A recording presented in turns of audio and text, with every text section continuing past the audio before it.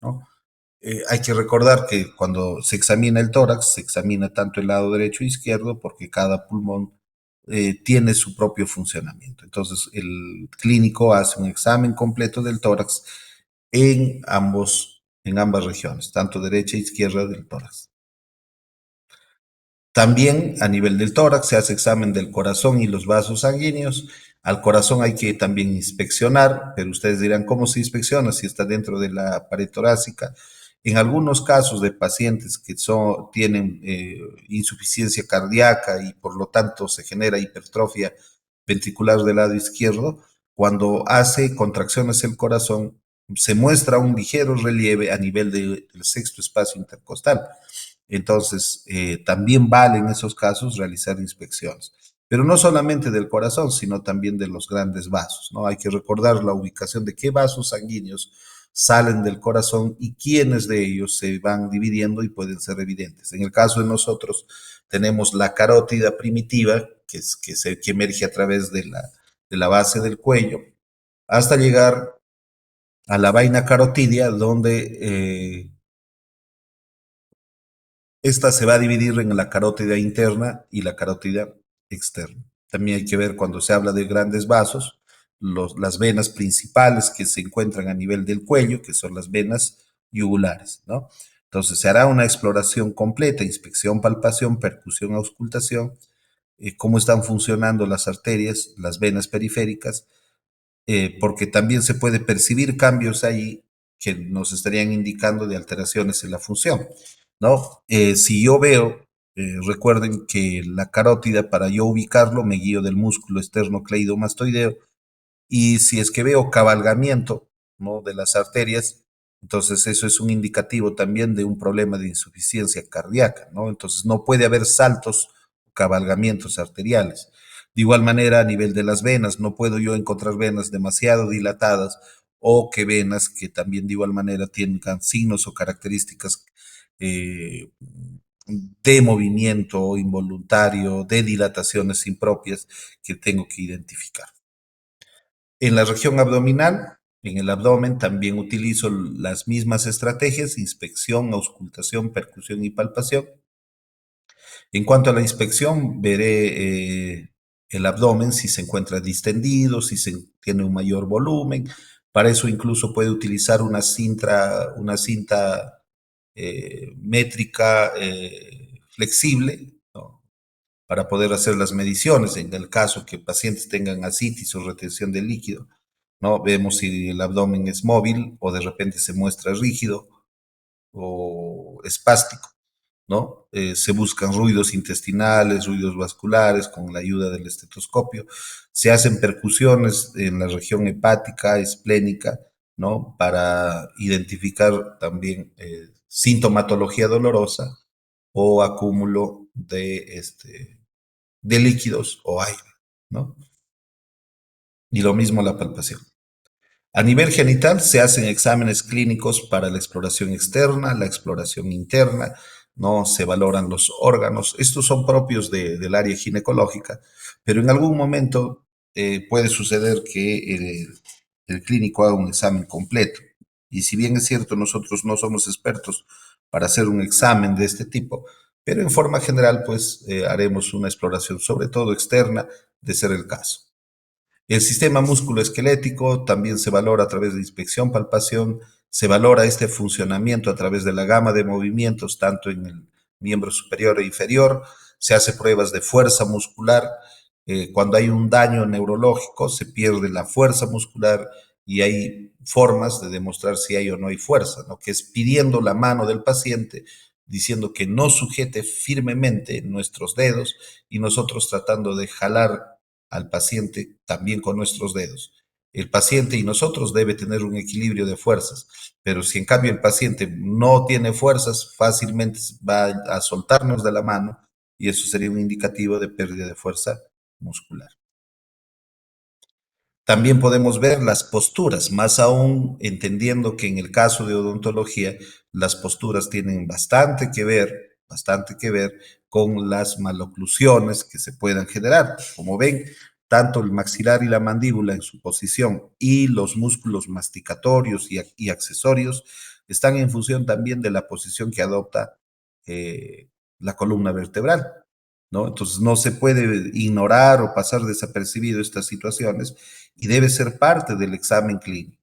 Entonces buscaremos casos, por ejemplo, de escoliosis, lordosis, ¿no? Los cuales pueden hacer que el paciente muestre algún tipo de maloclusión. Hacemos también el examen del sistema nervioso y el estado mental. El estado mental se verificará a través de la escala de Glasgow, en la cual se ven los niveles de conciencia. Se pueden hacer examen de los nervios craneales, sobre todo aquellos que tienen que ver con el sistema estomatognático. ¿Y cuáles son estos nervios? El trigémino encabezando, que es también considerado el nervio del odontólogo, ¿no? Porque nosotros conocemos bastante de la ubicación anatómica, sabemos explorar el nervio trigémino. Otro de los nervios craneales es el nervio facial, el nervio hipogloso también, ¿no? Que son los que tenemos que eh, nosotros examinar, ¿no? Y la gama de movimientos, que es una forma de identificar si todo está bien, ¿no? Porque muchos de estos nervios son no solamente sensitivos, sino solamente motores, ¿ya? Un ratito, por favor. A ver, vamos a ver algo. Están llamando a la puerta, creo.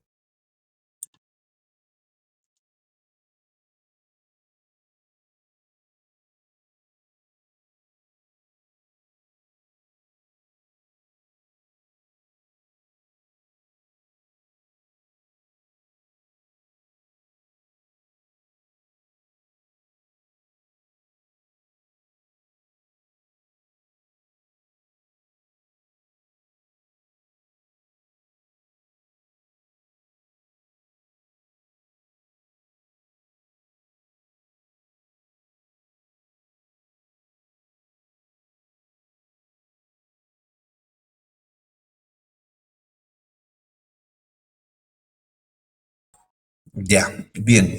Entonces, les decía, ¿no? Que una de las formas de evaluar el funcionamiento neurológico es a través de la gama de movimientos, ¿no? Si entendemos de que la inervación no solamente es sensitiva, sino también motora, apelaremos a comprobar este movimiento para valorar si todo está funcionando bien, ¿no? También se va a explorar las articulaciones, los músculos específicos de cada nervio craneal, la parte sensitiva, si está conservada o está alterada, y los reflejos que se puedan conseguir, ¿no? Por ejemplo, acá tenemos un examen clínico del trigémino de su filete oftálmico, ¿no? De su filete oftálmico, como están viendo, se busca verificar su componente sensitivo, explorando de la región supraciliar, ¿no? La región frontal, aquí llegan algunos filetes, la capacidad que tiene olfativa, ¿no? Que también tiene una ramita allí del rama del quinto uno, que en este caso es del trigémino, ¿no? Y hacemos la exploración correspondiente. En el nervio facial, miren, también se hace la exploración. Recuerden que el nervio facial es un nervio gesticular y por lo tanto, para verificar su funcionamiento, también podemos apelar a los movimientos, a los gestos que el paciente puede hacer para comprobar si todo está funcionando bien.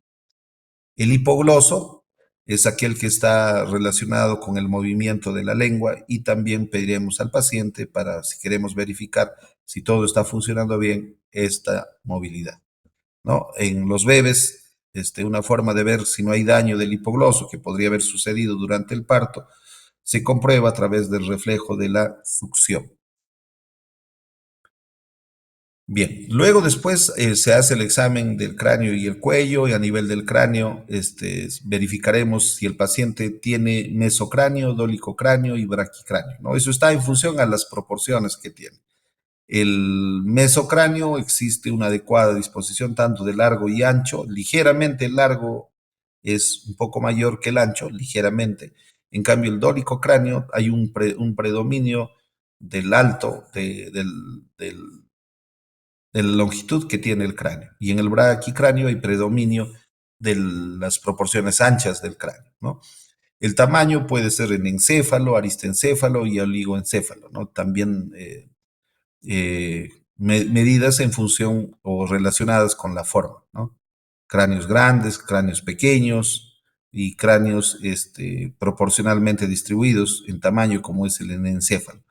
Formas y tamaños anormales que escapan ya a la variante constitucional pueden ser los cráneos de hidrocefalia o microcefalia. Hidrocefalia muestran cráneos irregularmente gigantes, ¿no? Porque están con contenido líquido dentro de él y por eso crecen así muy grande en los niños. Una persona que tiene hidrocefalia no llega a la adultez, muere cuando a los pocos días o semanas después del nacimiento, pero esto se percibe solamente en recién nacidos, ¿no? En la cual el cráneo es cartílago y no tiene, y tiene esa flexibilidad y por eso de eso se genera este signo clínico que es la hidrocefalia.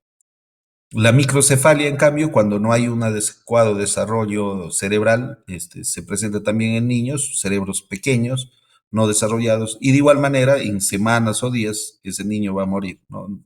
Por esta alteración. Los tegumentos también se examinan, cuero cabelludo, que ya lo vimos en anexos, pelo y glándulas anexas. Aquí estamos viendo la fotografía de un cráneo hidrocefálico y otro microcefálico en niños. Se presentan de esa manera. A nivel de la cara, ya las facies, como les había dicho, a nivel lectoscópico o a nivel general, se pueden valorar como facie compuesta y descompuesta, en forma general, ¿ya? Y eso a veces mis propios colegas han dicho, ¿no? ¿A qué se refiere? Es porque justamente cuando tienen una visión únicamente desde la vista o los ojos de un ortodoncista o los ojos simplemente de alguien que hace prótesis, no tiene esa valoración mayor o sistémica para no entender cuándo se dice que una fascia es compuesta o es descompuesta. Yo les había adelantado que cuando un paciente llega con las capacidades o su rostro no muestra mayor variación, ¿no? Producto del dolor, ¿no? Producto de la inconsciencia por un daño neurológico, ¿no? Entra caminando o en silla de ruedas, pero con la capacidad de conversarte, de hablar, de contarte su enfermedad, estamos hablando de una fase compuesta. Y en cambio, la fase descompuesta será cuando la persona entra quejumbrosa, adolorida, de repente, ¿no? Cuando entra en llanto, ¿no? Entonces, a eso se denomina que ingresa en una fase descompuesta. Fase es descompuesta, pero ojo, eso no tiene nada que ver con los diferentes tipos de cara. Cuando se refiere a caras anormales, ahí estamos el rostro o la cara febril, cuando una persona entra con alza térmica, se muestra enrojecido, fastidiado, acongojado por el calor, ¿no? Fase dolorosa, le vamos a ver con lágrimas, sosteniéndose la cara, ¿no? Desencajado. Luego tenemos un rostro caquéctico que normalmente se presenta en pacientes con cáncer, con desnutrición, adelgazado, se notan las porciones óseas marcadamente, o una fase anémica cuando lo vemos al paciente pálido, ¿no? Son fases anormales. Y lo que yo he escuchado de sus profesores de clínica dicen, no, facie normal o facie que no muestra características de patología. O sea, prefieren poner esa denominación que simplemente decir una facie compuesta, ¿no? Pero en fin, esa es la percepción a veces localista que tienen algunos de nuestros colegas. Tenemos otras fases que son características ya de enfermedades, como la fase de cara o la fase de luna llena, o también llamada fase de Cushing, y como lo indica allí, solamente los que presentan este tipo de rostro son las personas que sufren de la enfermedad de Cushing, ¿no? La cara es redonda, pletórica, ¿no? Que se va a presentar muy característica de esta enfermedad. Luego tenemos la fase adenoidea, la fase acromegálica, que son los rasgos muy marcados igual y gruesos, que se presentan también en alteraciones de crecimiento y desarrollo, de gigantismo, por ejemplo, ¿no? O la fase paralítica, cuando hay hemiplegia facial o paraplegia facial, se muestra una fase paralizada, ¿no? Que no muestra gestos, ¿no? Fase edematizada, cuando hay un acúmulo de líquidos, ya sea por producto de un edema o también con secreción purulenta puede presentarse. Y las formas clásicas de la fascia que ustedes registran en sus historias son las mesofaciales, dolicofaciales y braquifaciales. También basado en las proporciones y las mediciones, tanto verticales como horizontales. Por color también podemos clasificar la cara como un rostro pálido, un rostro itérico, amarillento o un rostro rubicundo, significa enrojecido. Aquí tenemos algunas de esas facies anormales. Ahí tenemos en la primera fotografía un rostro caquéctico, como ven, delgado. Se muestra muy poca masa muscular. Luego tenemos el rostro de Cushing, como estamos viendo en la segunda fotografía. El tercero es un rostro adenoideo, en la cual resaltan los globos oculares.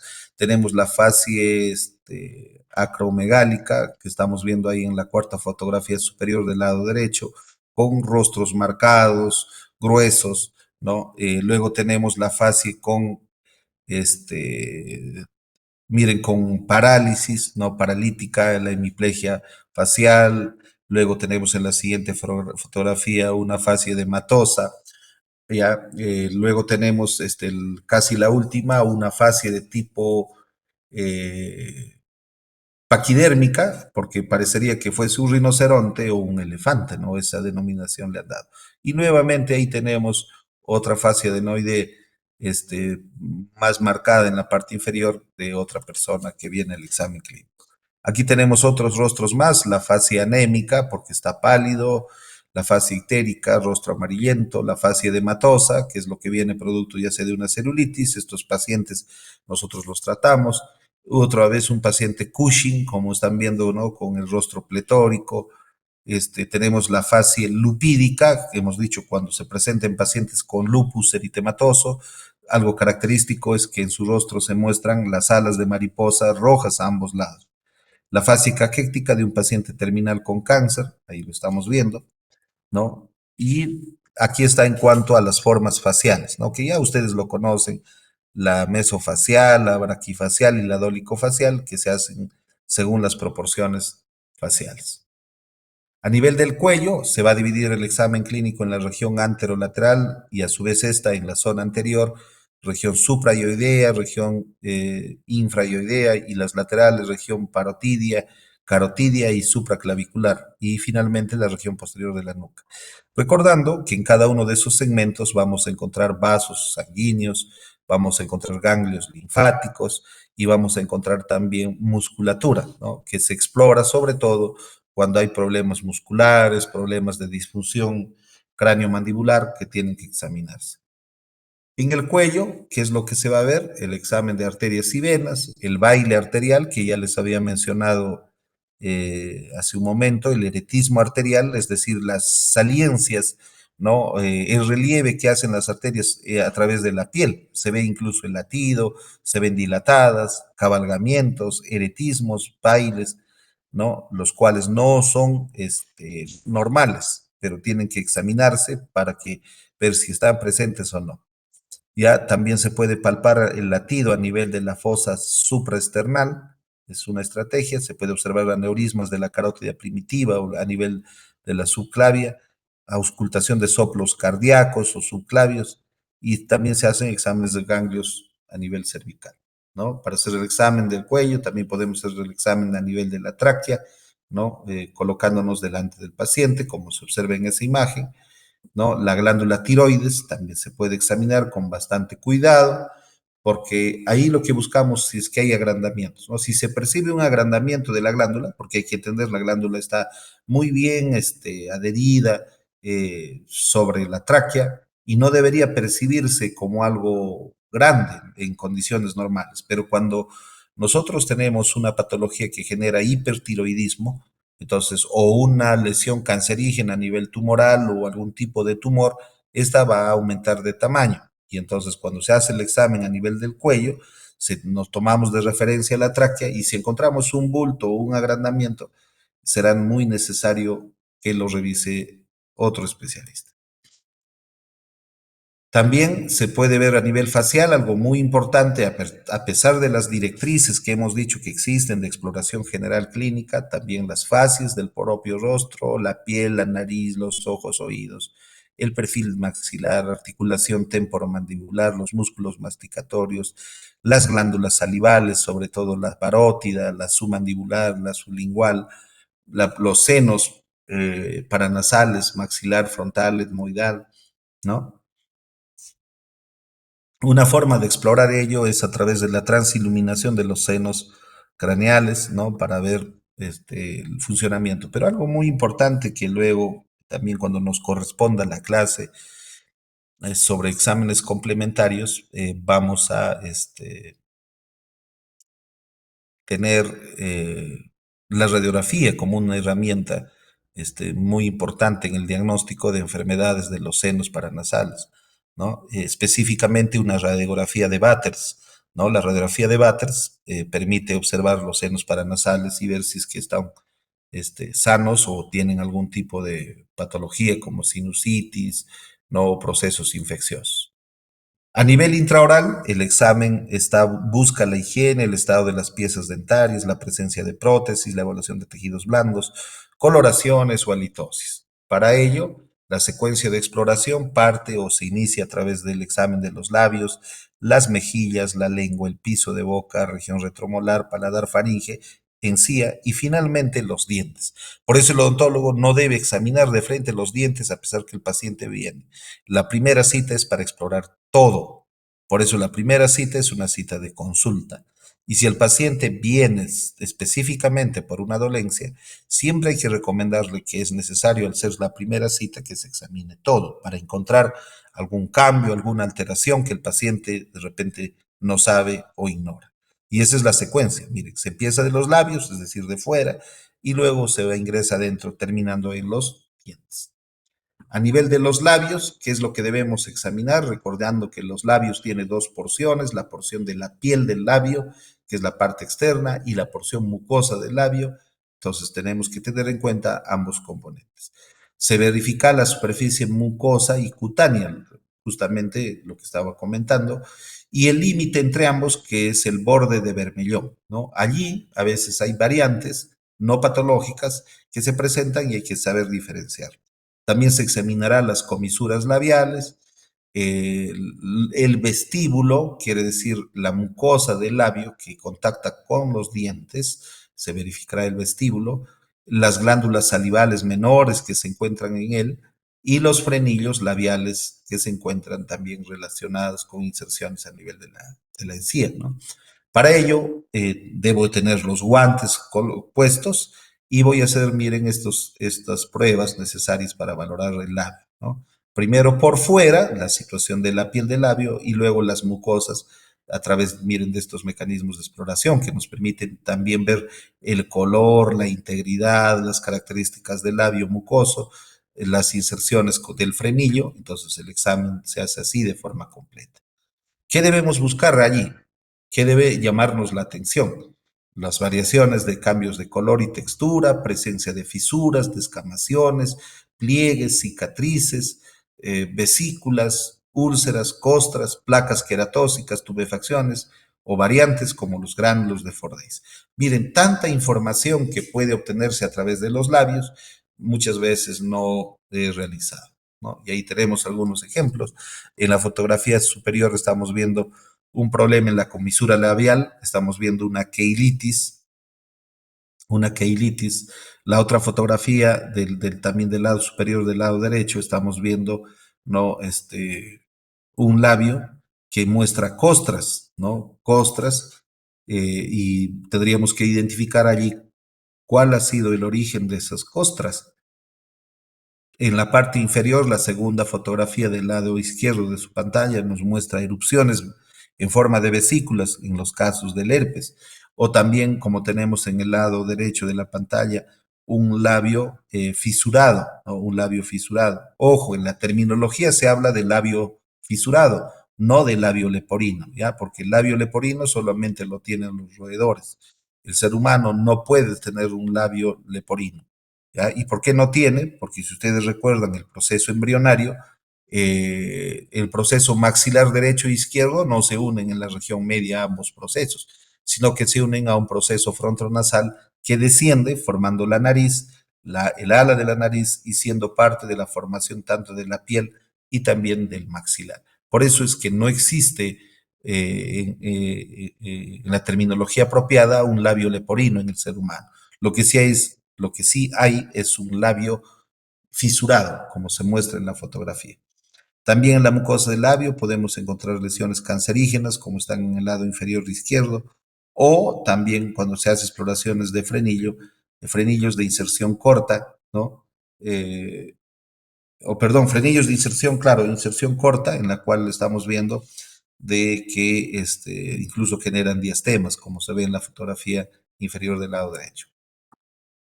Luego se hace el examen de las mejillas y en las mejillas buscaremos al músculo buccinador, cómo se encuentra la estructura adiposa de Bichat, de otras personas es más, menos prominente, los frenillos bucales, la línea de oclusión, ¿no? A nivel de la línea hay algunas patologías que se desarrollan allí, orificios y la papila del conducta de Steno, es decir, la carúncula excretoria que comentábamos también en la clase anterior, las glándulas salivales menores, el vestíbulo bucal. ¿No?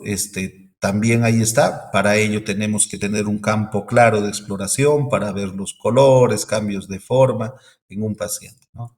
¿Qué debemos buscar allí? Igual cambios de color, línea alba, gránulos de Fordyce, presencia de leucoedema, hiperkeratosis, presencia de nódulos, úlceras, la permeabilidad a través del flujo de Stenon, si hay secreción apropiada de saliva, porque también ahí se explora si una persona podría tener serostomía o de repente no. Y eso lo vamos a sospechar, al menos si hacemos un correcto examen de las mejillas. Y aquí tenemos algunos ejemplos de ellos. En la parte superior del lado izquierdo estamos viendo los gránulos de Fordyce también que se instalan allí. En la parte superior del lado derecho estamos viendo lesiones candidiásicas, miren, que muestran la presencia de placas a lo largo de la mucosa de la mejilla. O fotografías como en la parte inferior, que están viendo ahí una línea blanca, eso es una línea alba, ¿no? A nivel de la relación oclusal, maxilar y mandíbula, ¿no? O en las regiones mucosas también podemos ver lesiones rojas, producto de traumatismos crónicos, ¿no? Que han hecho de que la persona presente esas úlceras constantemente. Luego se examina la lengua y en la lengua también lo vamos a dividir en examen del dorso de la lengua. Se examinan 2 tercios anteriores y luego el tercio posterior, las papilas filiformes, fungiformes, caliciformes, foliadas. Se puede observar el agujero ciego con ayuda de un espejo bucal y pidiéndole al paciente que saque la lengua, se puede ver el agujero ciego. Los folículos linfoides, ¿ya? Sobre todo en el tercio posterior, para no asustarnos. Y también se verá la superficie del ventral de la lengua, en la cual hay que examinar la mucosa, los pliegues fimbriales, venas y varicosidades, ¿no? Para ello, también cuando se hace el examen de la lengua, debe sacar la lengua para hacer el examen clínico. Luego se verá los bordes de la lengua para ver la integridad de la totalidad de la lengua y para ver el vientre de la lengua se pedirá que la lengua se eleve para ver pues la mucosa del piso de boca, el vientre de la lengua para identificar algún cambio que podría ocurrir. ¿Qué se busca en la lengua? En la lengua se va a buscar anomalías de color, forma, tamaño, desaparición o crecimiento de papilas, la presencia de placas blancas o rojas, presencia de úlceras, nódulos o verrugas, ¿no? Y aquí lo tenemos algunos de ellos, ¿no? Ya hemos visto incluso en la exploración lenguas depapiladas, lenguas fisuradas, lenguas saburrales, eritematosas, blancas, etcétera, ¿no? Luego el examen de piso de boca. En el examen de piso de boca examinaremos el frenillo lingual, los conductos sublinguales de Wharton, el vestíbulo lingual, los tubérculos genianos que también ya les había comentado, reborde miloideo también se puede palpar, ¿no? ¿Y qué se busca ahí? También presencia de placas rojas y blancas, la presencia de litiasis en el conducto de Wharton, si de repente está haciendo que no sea permeable, la presencia de ránulas, torus mandibular, ¿no? Y ahí estamos viendo las fotografías, ránula, varicosidades en la parte superior, en la parte inferior, eh, una lesión blanca, que podría ser un afta, desde un afta hasta una lesión precancerígena. Y al costado estamos viendo una leucoplasia, estamos viendo una placa blanca extensa que se ha presentado en el piso de boca. Luego la región retromolar, en la cual se va a explorar la línea oblicuo externa, el arco palatogloso, ligamento pterigomandibular y el triángulo retromolar. ¿Por qué esta parte en especial se examina? ¿Por qué se examina esta parte en especial? Porque según los datos epidemiológicos de enfermedades, la región retromolar es asiento de un tipo de cáncer muy frecuente en la cavidad bucal, que es el carcinoma epidermoide, que en la mayoría de los casos suele aparecer en la región retromolar. Es por eso que tiene su propia área de exploración, la región retromolar, para nosotros hacer el examen clínico. ¿Ya? Entonces, ¿qué debo buscar allí? Úlceras, ya, pericoronaritis, hiperkeratosis, ¿no? Y estamos viendo. En la fotografía superior estamos viendo una eritroplasia, potencial lesión cancerígena, y en la parte inferior estamos viendo ya un carcinoma, pero es un carcinoma verrucoso de Ackermann, ¿no? Que es felizmente es in situ. Bastará un tratamiento quirúrgico para tratarlo, ¿no? No hace metástasis. Luego se examina el paladar duro, paladar blando, la tuberosidad retromolar, la úvula. Hay que buscar ahí la presencia de eritemas, hiperplasias papilares, si es que hay o no hay torus palatino, úlceras, quemaduras, ¿no? Un examen completo de los componentes del paladar y la orofaringe para encontrar como estos casos, torus, estomatitis nicotínica que se muestran en la fotografía superior derecha, la presencia de erosiones, como está en la fotografía inferior izquierda, o alteraciones de la tuberosidad maxilar con agrandamientos, ¿no? A veces son de tipo constitutivos o productos de traumatismos que generan fibromas en esos sectores, o incluso la misma patología pulpar que ustedes han estudiado ya ampliamente, tanto en cariología como en endodoncia, ¿no? En la orofaringe, el examen se busca examinar las amígdalas, el arco palatogloso, criptas amigdaliares, pared faríngea posterior, lateral, orificio de la trompa de Eustaquio, el anillo linfático de Waldeyer, muy importante, amígdalas linguales y los adenoides, ¿no? ¿Qué buscaremos? Cambios de color y tamaño, úlceras, la presencia de tonsilolitos y secreciones impactadas, placas, nódulos y restricciones respiratorias, ¿no? Entonces, muy importante que examinemos también estas áreas clínicas, ¿no? A nivel de la encía, yo creo que ahí no hay mucho que hablar, no hay mucho que conversar, porque lo que estamos hablando es de una especialidad que ya ustedes en lo básico ya han estudiado, los componentes del periodonto que se examinan, ¿no? Buscando lo característico de estas zonas, pero no olvidando lo siguiente, que en periodoncia no todo está asociado a placa, que no todo está asociado a mala higiene. Habrá patologías que también se instalan a nivel del periodonto que no tienen nada que ver, encías que pueden estar rojas, pueden estar blancas, pueden estar ulceradas, y no necesariamente se debe a enfermedades periodontales, sino a otras enfermedades. ¿Ya? Luego, finalmente, los dientes, y en los dientes pueden examinar formas, colores, tamaños, números, posición, integridad, oclusión, entre muchas características, buscando cualquier tipo de estas alteraciones. Ahí ustedes también se están volviendo expertos y los dientes hay que examinarlos de la mejor manera, ¿no? A través del registro en el odontograma y la normativa o nomenclatura que se utiliza para cada caso. Listo. Terminamos esta primera parte, ya terminamos esta primera parte. ¿Alguna pregunta? ¿Alguna pregunta? ¿Preguntas? Ninguna. Listo. Vamos a respirar un ratito, ¿ya? 5 minutos y volvemos, ¿ya? Para la parte ya final. 5 minutitos, ¿ya? Tomen agua, yo también lo necesito. 5 minutos, nos vemos.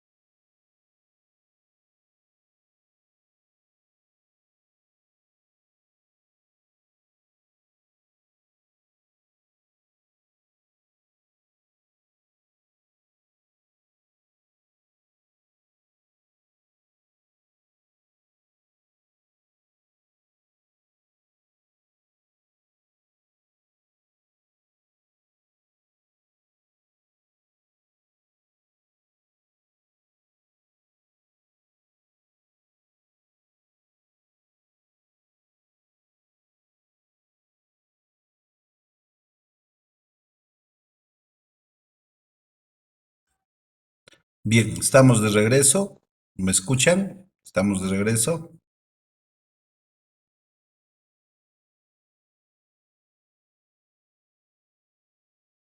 ¿Me escuchan? ¿Están allí?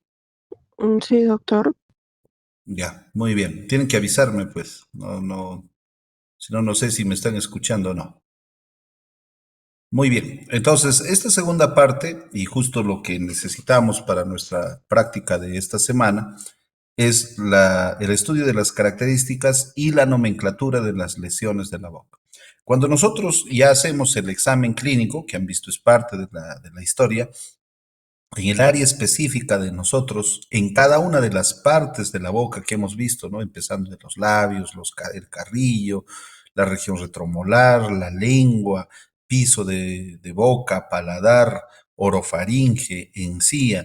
Cuando encontramos alguna variación de las características que éstas tienen, debemos utilizar la terminología apropiada. ¿Ya? No se trata de describir las cosas por describir, sino que necesitan algún tipo de denominación, porque esto nos va a permitir uniformizar los criterios de observación, además de que una historia clínica descrita por un profesional también sea comprendida por otro. ¿Ya? Entonces, por eso es muy importante que se utilizan los términos apropiados que describan las características que tiene cada una de las lesiones. Y ustedes lo que tienen que aprender es de que utilizar estos términos cuando hagan las descripciones de las lesiones. Y no solamente en medicina, sino en cualquier especialidad que amerita que se utilice estos términos. Es así de que vamos a encontrar directrices generales de descripción. Aquí tenemos en este esquema, ¿no? Las formas de cómo se presentan las lesiones a nivel de la piel y las mucosas. Este diagrama ha sido tomado de un texto de dermatología, porque lo que tenemos en común con los dermatólogos es que ellos tratan la piel y nosotros a su vez también trabajamos sobre la piel bucal ¿no? del sistema estomatognático y también las mucosas. Y por lo tanto, esos sistemas de clasificación que ellos tienen nos pueden resultar bastante útiles, ¿ya? Bastante útiles. ¿Se ve, no? ¿Sí? Le he maximizado. ¿Se ve la maximización? El agrandamiento, pantalla completa, se puede observar. ¿Me avisan? No, doctor. No, no se nota. Aquí cuando retrocedo la diapositiva, ¿se observa? No. Ah, ves, entonces ya son fallos que se tiene son fallos de la misma plataforma. Listo, volveremos a la normalidad. Ya, quería para mostrarles en grande, pero no se puede. Ya, este es un problema que está teniendo ahorita la plataforma en general.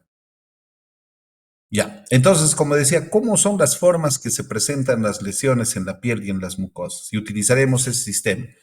Primera consideración, las lesiones pueden ser localizadas. ¿Cuándo se dice que una lesión es localizada?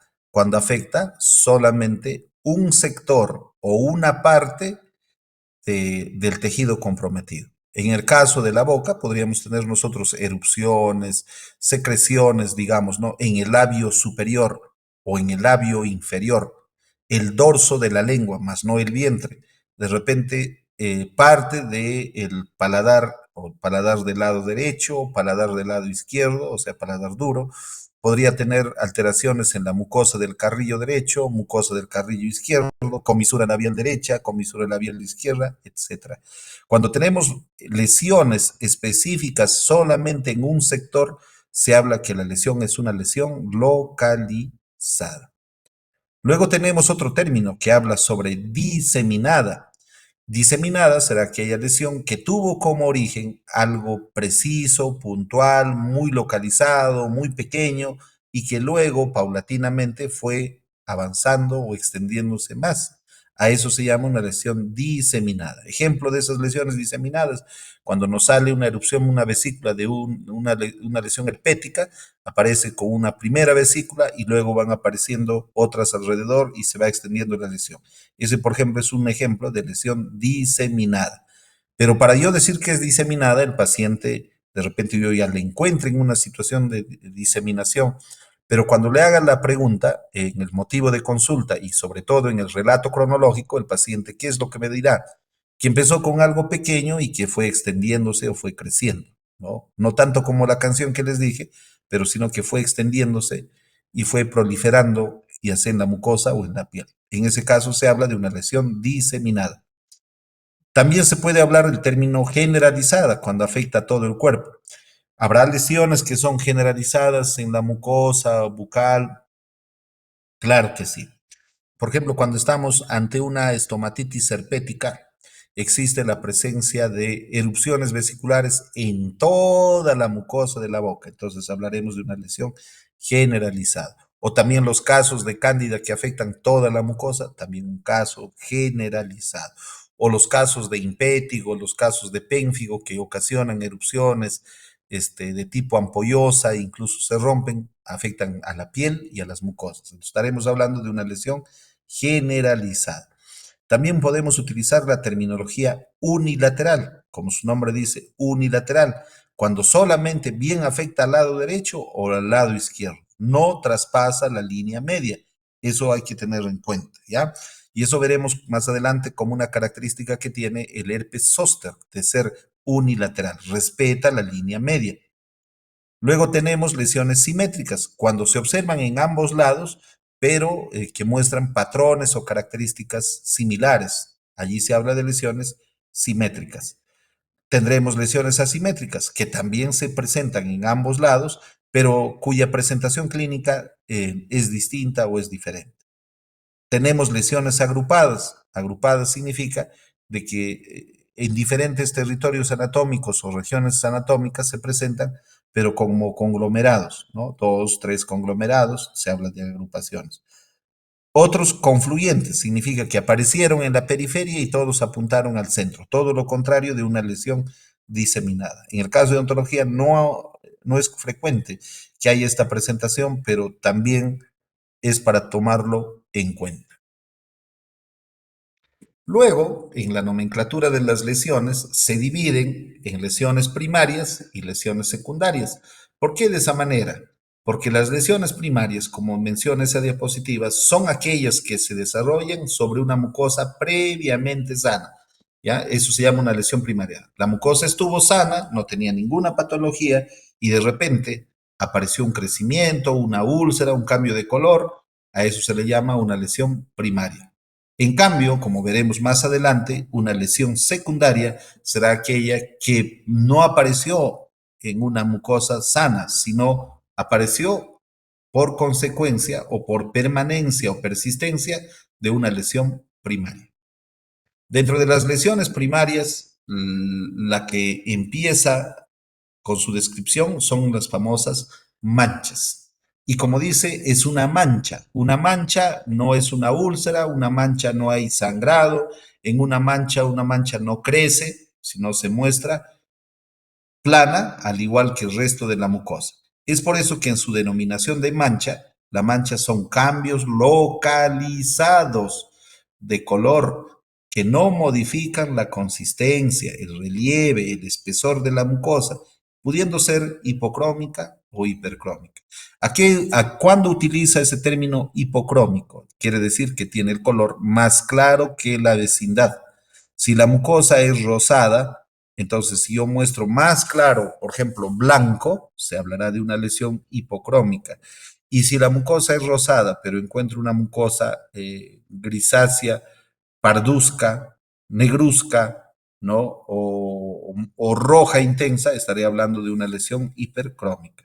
Ojo, las manchas solo son cambios de color. Repito, solo son cambios de color. Y aquí vemos en su esquema cómo es que estos cambios de color no afectan al resto de la composición tanto de la piel ni las mucosas. En el cubo inferior vemos un cuadro de eritema, ¿no? En el cuadro de eritema hay manchas de color rojo sanguinolento, pero como ven no produce cambios en el interior. Ejemplos de eritema. Vamos a tener el eritema solar. Salgo al sol, se quema la piel, se enrojece la piel y estamos hablando de un eritema, ¿no? De un eritema.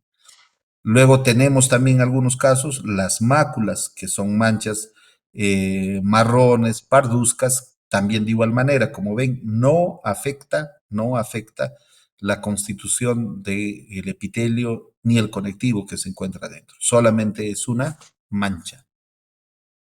Pero habrá variantes de mancha, porque no todas las manchas son iguales. Estamos hablando ahí primero de una mancha de tipo púrpura, ¿no? De una mancha de tipo púrpura, ¿ya? Y como habíamos visto en un ejemplo en clase anterior, es una extravasación de sangre, ¿ya? Una sangre que salió de los vasos sanguíneos y muestra manchas de color rojizo, sanguinolento a nivel de las mucosas. A eso se le llama una púrpura, que es menor a una petequia, que es más pequeña. Petequia significa pecas, puntos, cabecitas de alfiler, que también igual se presentan como manchas a nivel de la mucosa. Y la equimosis es más grande, ¿no? Como están viendo ahí en su extensión.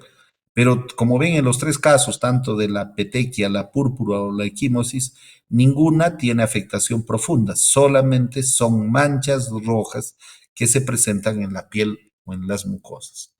Otras variantes, tenemos el angioma aracnoideo. En la piel puede presentarse una mancha en forma de araña, ¿ve? Con sus patas, obviamente más de 8 patas, pero da apariencia como si fuese una araña con sus patas. A eso se le llama un angioma aracnoideo. ¿Ya? Un angioma aracnoideo. También podemos tener una estrella venosa, ¿ve? Que es un poco más ancha, más dilatada, pero igual sigue siendo una mancha.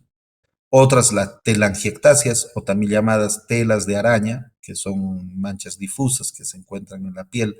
O otro, los hemangiomas capilares. Pero ojo, el hemangioma capilar no debería ser relieve. Ahí en la fotografía se ve un ligero relieve y un compromiso por debajo de la piel. ¿Ya? Algunos son hemangiomas planos que se muestran en la piel. Recuerden que les conté de una señora que tenía dos colores de rostro, eso se debía a que tiene un hemangioma de tipo capilar. ¿Ya? Hay que recordar de estos 4 ejemplos que algunos son muy necesarios que se exploren.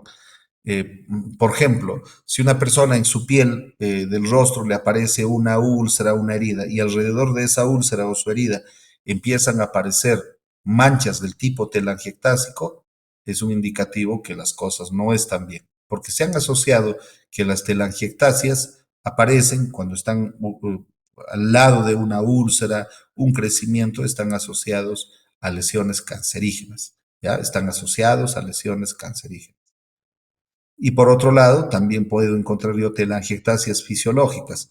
Las personas que viven en el frío, en su rostro, si se ponen a dar cuenta, aparece lo que conocen como las chapitas. Pero la chapita no es pues todo rojo, sino se muestran ahí, cuando uno explora la piel, muchas telangiectasias que se han dilatado los vasos justamente porque son zonas frías y la piel necesita mantener su temperatura, ¿no? Entonces, en esos casos se observan telangiectasias. Ejemplos de manchas, acá tenemos algunas manchas blancas, producto de líquen, presencia de leucoplasias en forma de mancha o el Lewis en Carrillo. O también una variante de estas manchas puede ser la presencia de placas. En las placas sí existe ya un relieve sobre la mucosa y tenemos las famosas manchas blancas de placas. Y tenemos también manchas pardas. Aquí tenemos en la primera fotografía una pigmentación en un paciente con SIDA, ¿no? Esa mancha es el inicio del sarcoma de Kaposi. Entonces se ven, miren, manchas parduzcas en la región palatina. También tenemos pigmentaciones raciales. Recuerden los melanocitos por cuestión racial también pigmentan más o menos la encía. ¿Ya? Y ahí tenemos otra pigmentación por el consumo de minociclina, ¿no? Ustedes saben qué es la minociclina, ¿no? ¿Cierto? ¿A qué familia pertenece? ¿Qué es, no? Sí saben, ¿no? ¿Se recuerdan? ¿Eh? Su mutis me deja conmovido. Tenemos otras manchas rojas por púrpura que les había mencionado y para comprobar de que se trata de una extravasación sanguínea se hace la vitopresión, ¿ya? Entonces, cuando se hace la presión, ahí están viendo con una placa. Si es de contenido sanguinolento, debe desaparecer, pero si no es de contenido sanguinolento, seguramente se perpetúa. Ahí estamos viendo un hemangioma capilar de una señora que está, miren, de dos colores de rostro, de lo que les había comentado, y también pueden haber manchas dentro de la cavidad bucal o en la mucosa, ¿no? Aquí tenemos algunas manchas específicas de colores. Si el color es amarillento en el rostro, será la causa la ictericia.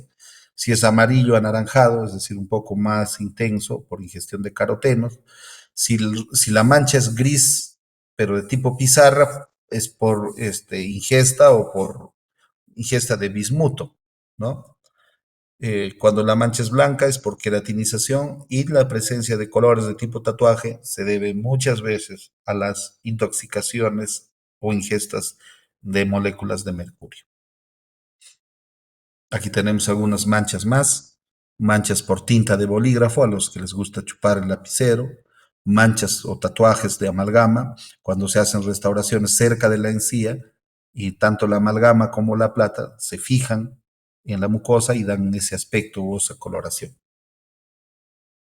Otra terminología de las lesiones primarias es el enantema. ¿Qué es la enantema? Es una floración interna que se aplica a las placas mucosas con cambios de coloración que acompañan a las enfermedades exantémicas infantiles como manchas de Kopling en el caso del sarampión o también irritaciones por prótesis. Será un caso especial, ¿no? Un nombre especial para las manchas que se generan por el sarampión. Otra lesión primaria es la vesícula, la ampolla y la pústula. Aparentemente son similares, se parecen mucho, pero va a haber características que los van a diferenciar una con respecto a la otra. Por ejemplo, la vesícula. ¿Qué es la vesícula? Una lesión elevada que tiene contenido. Para que sea vesícula, el requisito es que tenga un contenido. Tiene que tener contenido líquido, pequeño, pero, y que cuando se rompa no deja cicatriz. ¿Cuál es el tamaño máximo que debe tener una vesícula? Son de 3 milímetros. Ese es el tamaño máximo que debe tener una vesícula, 3 milímetros. Luego tenemos la ampolla, que en este caso será mayor, será más grande que la vesícula y es una lesión elevada, circunscrita, del tamaño de una lenteja o mayor a esta, de contenido líquido, igual que la vesícula, pero puede ser intraepitelial o subepitelial. Ojo, esta tiene una mayor extensión, excede los 3 milímetros, ¿ya? Entonces, un parámetro muy necesario para diferenciar qué es una vesícula con una ampolla es esa medición. 3 milímetros como máximo para la vesícula y más de 3 milímetros para la ampolla, ¿ya? Otra cosa, la membrana de revestimiento de la vesícula ampolla puede presentarse más o menos gruesa y el contenido puede ser transparente, opaco, plano, claro u oscuro.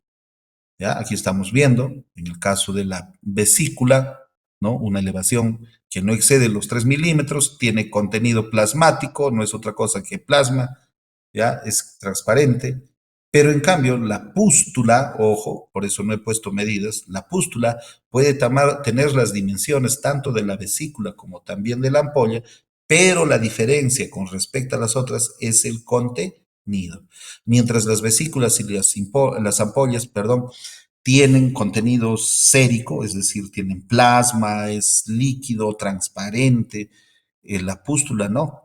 La pústula tiene contenido purulento, es decir, tiene pus, eso lo diferencia. Puede tener el tamaño de la vesícula o la ampolla, pero tiene pus, eso lo diferencia de ellos.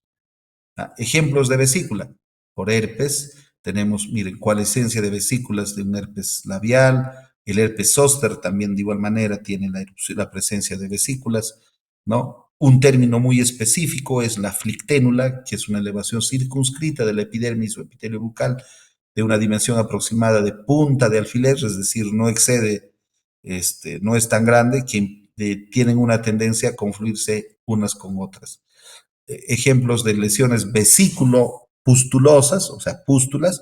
Por ejemplo, vamos a tener las erupciones producidas por la varicela. Entonces, la varicela son presencia de pústulas. Hay que describirlas con ese término, pústulas. Las vesículas tienen tipos de clasificación según histología, características histológicas, y vamos a tener el intersticial o espongiótica, el parenquimatoso reticular o la balonizada, cada uno con sus características histológicas, ¿ya? Para que vean que no todas las vesículas son similares histológicamente. Luego las ampollas tenemos, miren, son de mayor tamaño, Tenemos en los casos o enfermedades como el pénfigo, ¿no? En diferentes formas de presentación. Pénfigo a nivel de la piel y pénfigo a nivel de las encías. Y al igual que las vesículas, las ampollas también tienen sus variaciones histológicas. Tenemos ampollas intraepiteliales, superficiales o profundas, y también ampollas subepiteliales, que según su ubicación van a cambiar.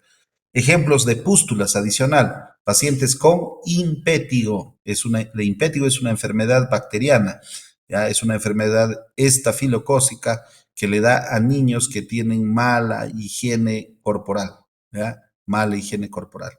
Entonces le presentan pústulas, ¿no? Erupciones con contenido purulento. Otra terminología que se utiliza, el término de pápula, tubérculo y nódulo. ¿Ya? También igual, tienen similitudes, pero la diferencia va a estar en las características y dimensiones que tiene cada uno de ellos. ¿Ya? La pápula es una lesión que se eleva sobre la superficie de la mucosa circunscrita que evoluciona esporádicamente sin dejar cicatriz. ¿Ya? Por otro lado, el tubérculo es una lesión sólida, circunscrita, ubicada en la dermis alta y sí deja cicatriz. Y el nódulo es una lesión sólida, circunscrita, de localización en la dermis baja o hipodermis, y es perceptible la palpación mayor a 3 milímetros. Entonces, para diferenciar estos tres, vamos a hacer la siguiente consideración.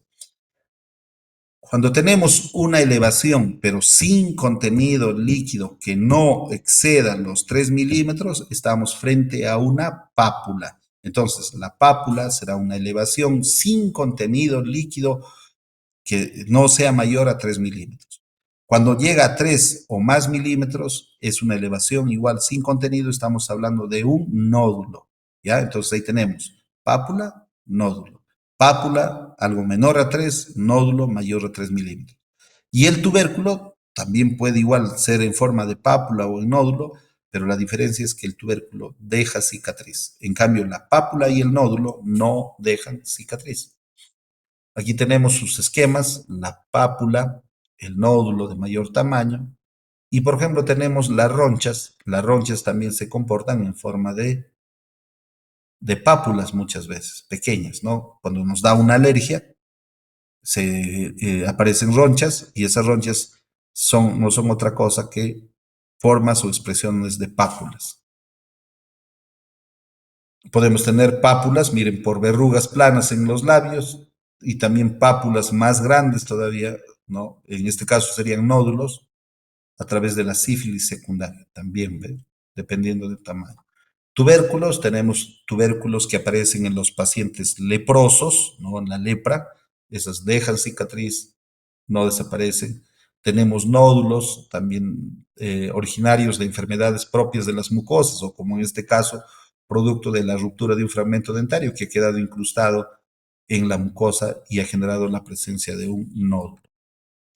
Tenemos otros nódulos mucho más prominentes, que son fibromas, como en la primera foto superior del lado izquierdo, ¿no? O la presencia de nódulos hereditarios, como la fibromatosis gingival que se está viendo en la fotografía superior del lado derecho de la pantalla, o fibromas osificantes periféricos, como la fotografía de abajo, ¿no? Son formas de presentación de nódulos prominentes. Otra nomenclatura, las escamas y las queratosis. Una escama es desprendimiento de las láminas córneas del epitelio de la mucosa bucal, debidos a un proceso inflamatorio y además primario. En cambio, la queratosis es una porción de tejido queratinizado de características no desprendibles. O sea, la escama se desprende, la queratosis no. Ya aquí estamos viendo una escama que si lo raspamos seguramente va a evacuar parte de ese tejido comprometido, ¿no? Y ahí tenemos, por ejemplo, una queilitis descamativa, ¿no? Los que le aparecen escamas, costras en la piel del labio, ¿no? O en el caso del lupus eritematoso también se va a presentar eso, ¿ya? Y tenemos, en cambio, una queratosis como una leucoplasia, ¿no? No se descama, aparece una estructura blanquecina, pero no se descama. Otro término, vegetación y verrugosidad. La vegetación es una lesión elevada, sólida, exofítica, integrada por varios elementos de tipo poliflor. Su superficie es húmeda y consistencia es blanda.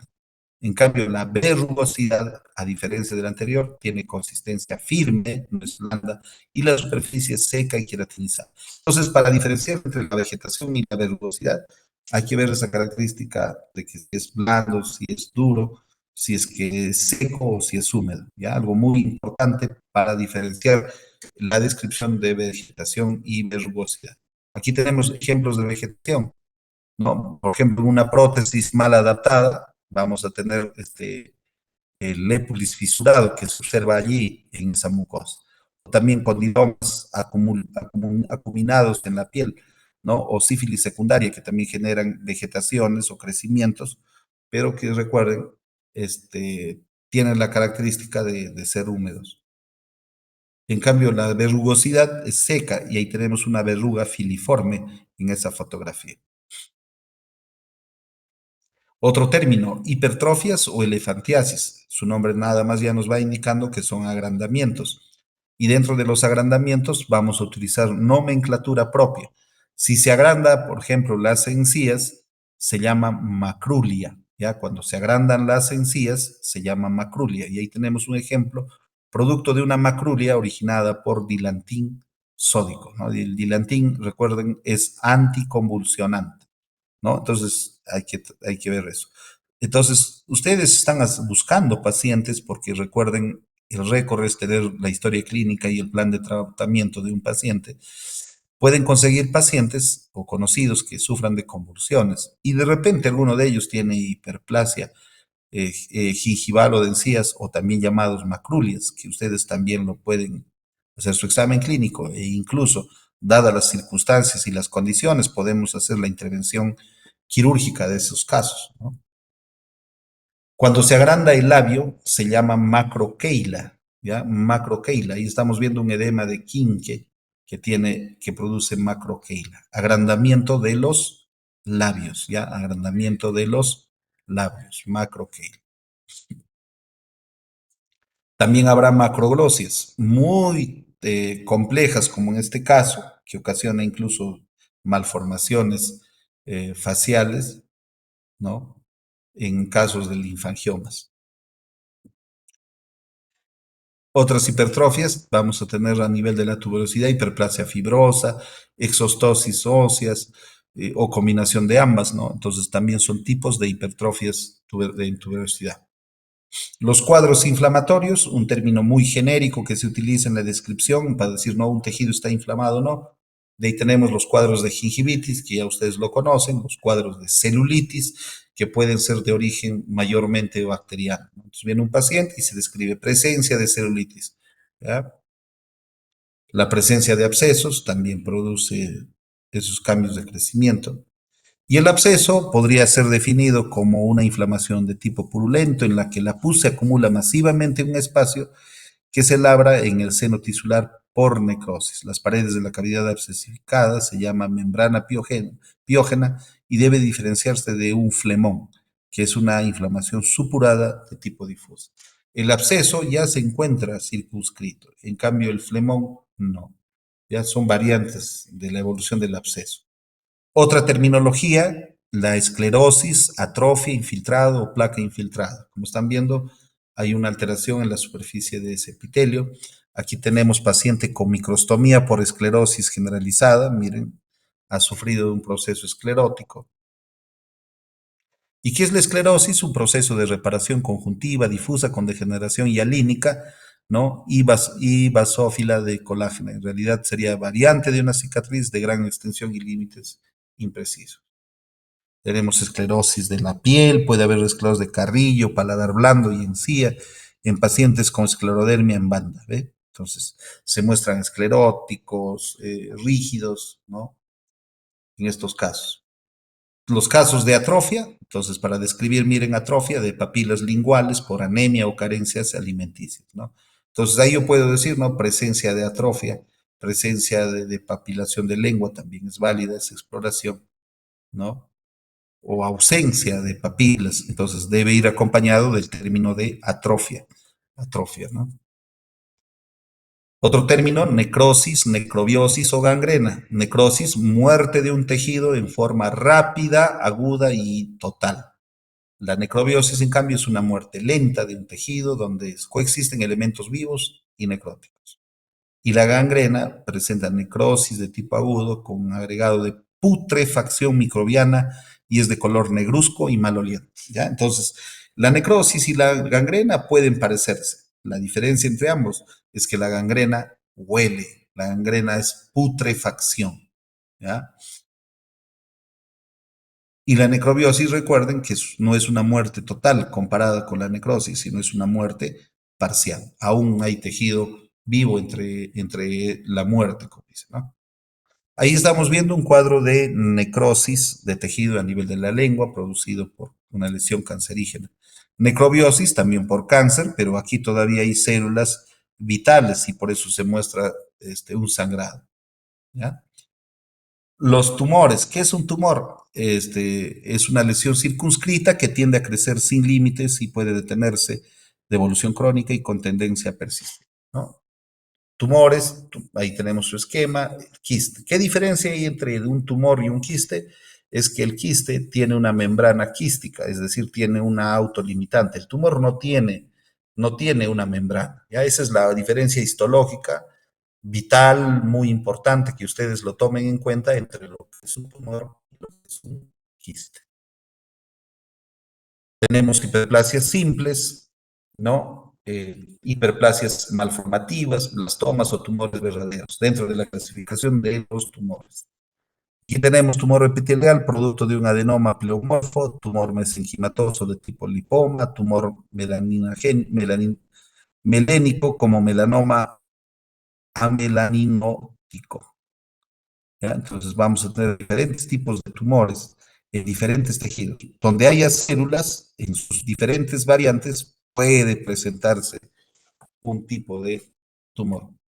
Aquí tenemos también otro tumor hiperplásico simple, como un granuloma piógeno, o tumores malformativos displésicos, como hemangiomas. El hemangioma es plano, pero también puede ser expresión tumoral, ¿no? Y luego tenemos lo que les había dicho, las lesiones secundarias. En las lesiones secundarias derivan de las lesiones primarias y allí son pocas, ¿no? Dentro de ellas, úlceras, ulceración, úlcera y erosión. Ulceración es la pérdida de sustancia del tejido que compromete el vértice de las papilas del corium y pueden dejar cicatriz. La úlcera, en cambio, es la pérdida de sustancia que llega también más allá de la basal. ¿Ya? Entonces, en palabras sencillas, la ulceración solamente es epitelial, superficial. La úlcera llega al tejido conectivo y por lo tanto sangra más, ¿no? Y la erosión es una pérdida superficial de tejido.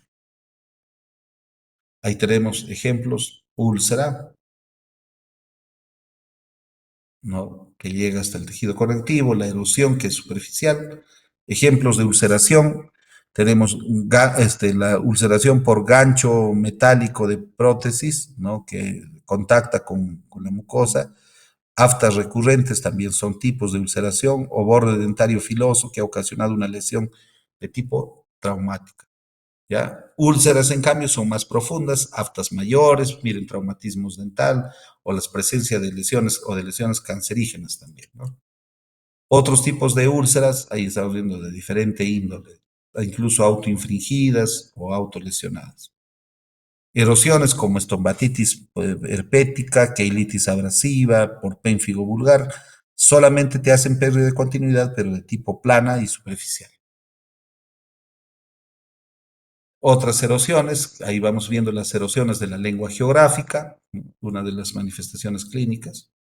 Tenemos luego fisuras y perforaciones en la cavidad. La fisura o una grieta es la solución de continuidad de tipo lineal. La perforación es una destrucción de una pared de cavidad bucal y puede ser aguda o puede ser crónica.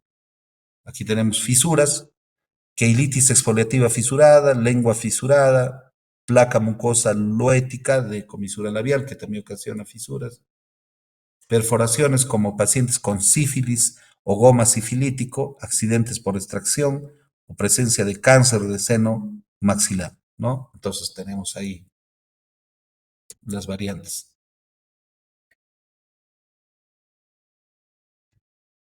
¿Qué es el goma? Es otra terminología a tener en cuenta. El goma es una lesión característica solo de la sífilis terciaria que a nivel de la mucosa bucal asienta en planos profundos del corium y es frecuente en la mucosa palatina. En la cavidad bucal vamos a tener formas de cavidades como el cáncer de la región retromolar o cuadros de osteomielitis crónica en la mandíbula de un desdentado. También puede presentarse cavidades. Otra presentación clínica son escamas, costras y cicatriz, pero ustedes me dirán, pero arriba habló usted algo de eso. Recuerden que también habrá escamas, no solamente primarias, sino habrá escamas, perdón, de tipo secundario.